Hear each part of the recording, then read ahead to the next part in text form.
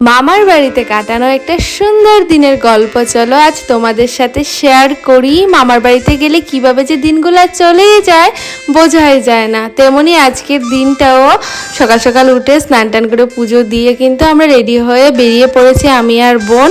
তো কিছুটা জিনিস নেওয়ার ছিল, তো সেগুলো নেওয়ার জন্য। আর এই ভিডিওটা কিন্তু বৈশাখ মাসে আগের মানে চৈত্র মাসের ভিডিও।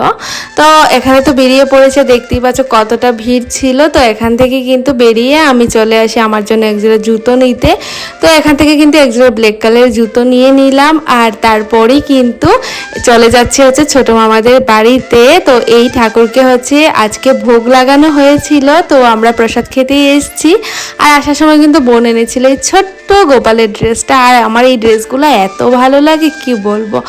আর এদিকে কিন্তু বসে হচ্ছে আমার সব থেকে প্রিয় মাখা প্রসাদ খেয়ে নিচ্ছিলাম। আর তারপর মামি দিয়েছিল মিষ্টি তেঁতুলগুলা। আর তেঁতুল তো এমনিতেও আমার পছন্দ, সেটা মিষ্টি হোক আর টক হোক। তো এখানে বসে বসে কিন্তু আমরা গল্প করতে করতে তেঁতুলটা খাচ্ছিলাম। আর তারপর একটু সময় গল্প করার পরে কিন্তু প্রায় এখন ওই বিকেল 4টা সাড়ে 4টা হবে বাজে। তো এখানে কিন্তু সিঙ্গারা চা দিয়ে খেয়ে নিলাম। আর তারপরে কিন্তু এখন আমরা বেরিয়ে পড়েছি, কারণ হচ্ছে আমাদের কিন্তু আবারও একটু মার্কেটে যেতে হবে।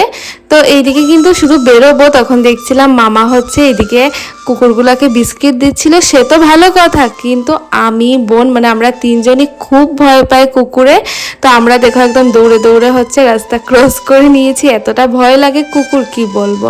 আর এইদিকে এসে কিন্তু আমার কিছুটা কেনাকাটি করার ছিল, তো এগুলা করে নিলাম। আর তারপর এখন বাজে রাত প্রায় 8:30 মতো চলে গেছি দিদিভাইদের ঘরে। আর ভাই কিন্তু আজকে চা বানিয়ে এনে খাওয়াচ্ছে। চাটা যা স্বাদ হয়েছে, যারা মানে খাবে না তারা বুঝবেই না যে কতটা টেস্টি হয়েছিল। আর তারপর এখানে ভাই রেডি করে এনেছে হচ্ছে ঠান্ডা।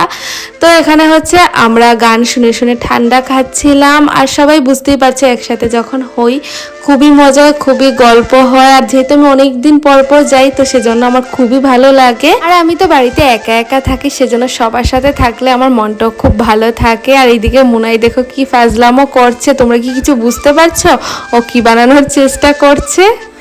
समझ रहे हो समझ रहे हो आप समझ रहे हो।